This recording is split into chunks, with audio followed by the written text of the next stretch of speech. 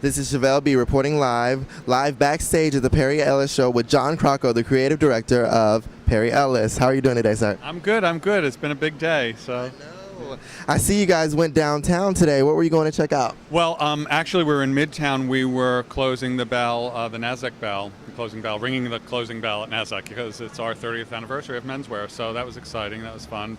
Big deal today. What models went along with you? Oh my God, I had a lot of my faves. I had Chad White and I had Tommy Dunn and Vladimir, who's also in the show, and a couple other guys. Yeah, Brian Davenport and all my boys. Great.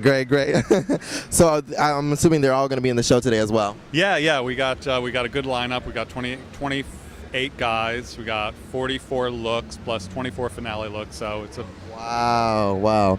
So now that we're on the show, let's talk about where your inspiration was for this new line.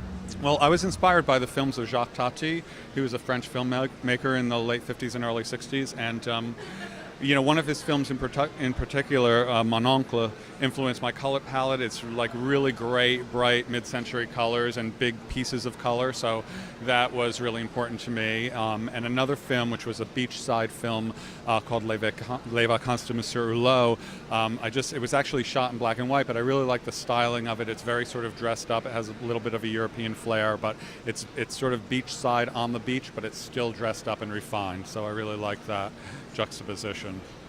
Great.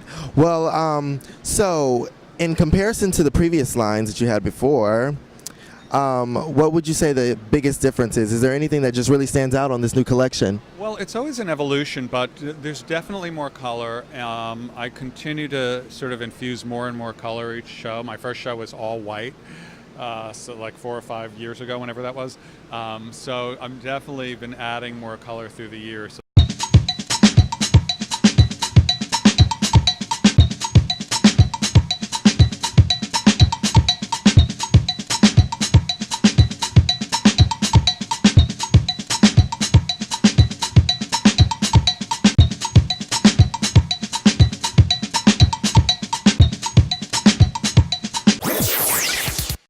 Is there anything that you would like our viewers to know about the Perry Ellis brand and where it's going to be going in the future, as far as the evolution of the brand's coming along? Yeah, well, I'm really interested in making sure it's a very sort of democratic process. To that end, we continue to increase the size of our house and invite more audience, and we're doing for the second time in a year the live webcast, so you can see it on your computers at perryellis.com. Even if you're not in New York or not invited to the show, in person, you can see it all over the world. So I'm really happy to sort of bring fashion to everybody.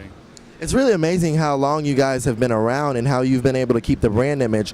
Is there a secret to how Perry Ellis is able to stay in business and stay on top?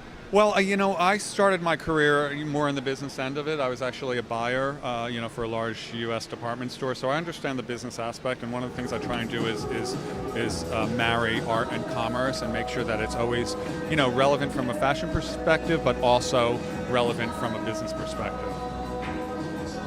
Great. Well, guys, again, this is ChevelB reporting live backstage with the great John Crocco, creative director of Perry Ellis, and we want to thank you for your time and good luck with the show. Thank you. Okay. ChevelB.com. See you guys later. Bye-bye.